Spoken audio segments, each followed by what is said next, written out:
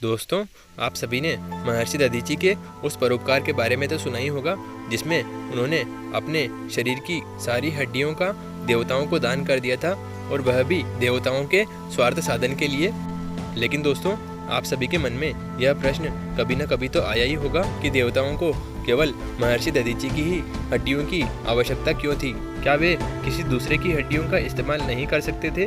तो दोस्तों, इसके उत्तर में हमें एक प्रमाण शिव पुराण में मिलता है, जिसके अनुसार एक बार की बात है, महर्षि दधीचि और राजा शिव दोनों आपस में बहुत ही घनिष्ठ मित्र थे। लेकिन एक दिन उनके मध्य एक बात को लेकर वाद विवाद हो गया, और वह बात यह थी कि क्षत्रिय और ब्राह्मण में से कौन ज़्यादा श्रेष्ठ है।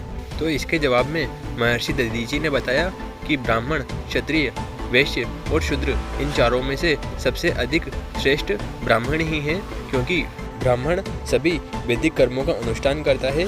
तो इसके जवाब में राजा शिव बोले कि ब्राह्मण और क्षत्रिय में से क्षत्रिय ही श्रेष्ठ है, क्योंकि एक राजा 8 लोकपालों के कार्य का निर्वहन करता है और उसे इन 8 लोकपालों का स्वरूप माना गया है, इसलिए क्षत्रिय ब्राह्मणों से अधिक श्रेष्ठ है।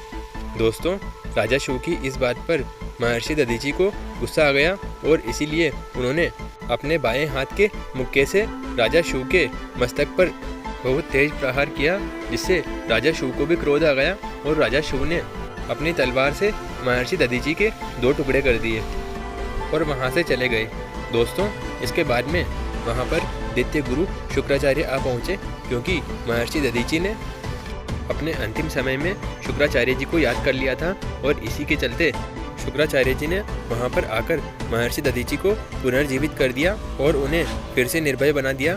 दोस्तों, शुक्राचार्य जी ने महर्षि दधीचि को एक उपदेश दिया, और उन्होंने कहा कि हे महर्षि दधीचि, तुम भगवान शिव का पूजन करो, भगवान शिव की तपस्या करो, भगवान शिव तुम्हें निश्चय ही निर्भय बना देंगे, और फिर तुम इस राजा शिव के प्रश्न का उत्तर भी दे सकोगे। दोस्तों, दैत्य गुरु शुक्राचार्य ने महर्षि दधीचि को एक महामृत्युंजय मंत्र दिया और उसका अर्थ भी उन्हें समझाया, और उसी मंत्र से भगवान शिव की तपस्या करने के लिए उन्हें प्रेरित किया।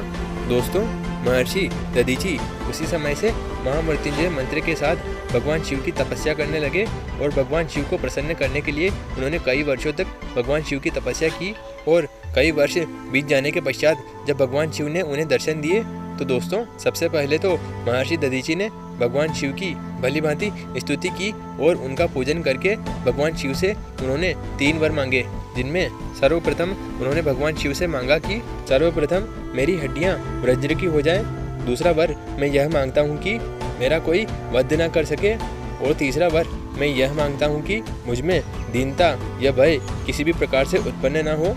दोस्तों, भगवान शिव ने महर्षि दधीचि को यह तीनों वर दे दिए, और दोस्तों, इसके बाद में वे अंतर्ध्यान हो गए।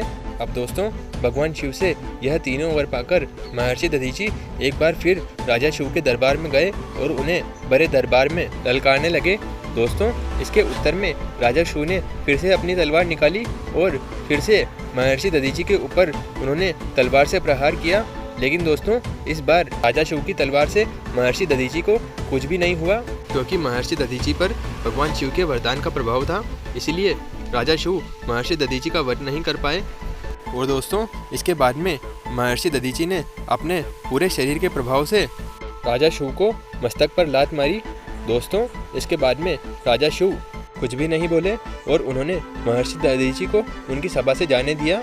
अब दोस्तों, जब राजा शिव को यह बात पता चली कि भगवान शिव ने महर्षि दधीचि को वरदान दिया है, तो दोस्तों, इसके पश्चात राजा शिव ने भगवान विष्णु की तपस्या की, और भगवान विष्णु को प्रसन्न करके उन्होंने भगवान विष्णु को महर्षि दधीचि से अपनी तरफ से युद्ध करने के लिए कहा। और दोस्तों, कई प्रयत्न करने के पश्चात जब भगवान विष्णु महर्षि दधीचि से युद्ध करने के लिए तैयार हो गए, तो दोस्तों, इसके पश्चात महर्षि दधीचि और भगवान विष्णु में कई वर्षों तक युद्ध होता रहा।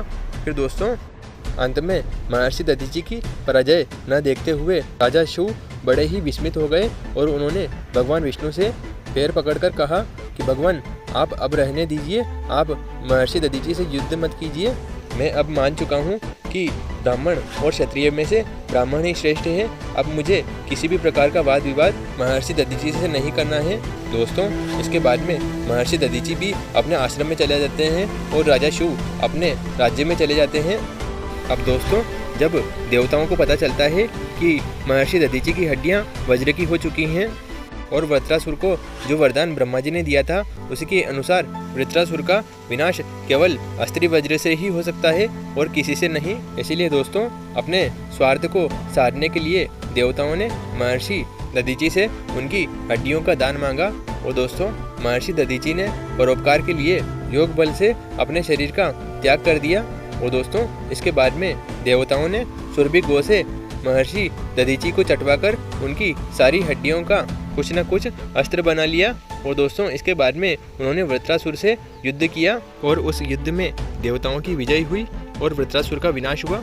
अब दोस्तों, आप सभी को यह वीडियो कैसा लगा आप हमें कमेंट बॉक्स में कमेंट करके बताएं। और दोस्तों, आपने अभी तक भी इस वीडियो को लाइक नहीं किया है दोस्तों, जल्दी से इस वीडियो को एक लाइक कर दें। और साथ ही में दोस्तों, चैनल को सब्सक्राइब नहीं किया है दोस्तों, जल्दी से इस चैनल को सब्सक्राइब कर लें और पास में लगे बेल आइकन को भी ज़रूर से दबा दें, ताकि दोस्तों आप सभी को हमारे द्वारा अपलोड किए गए सारे वीडियोस की नोटिफिकेशन सबसे पहले मिल पाए। दोस्तों, मिलते हैं अगले वीडियो में, तब तक के लिए जय हिंद, वंदे मातरम।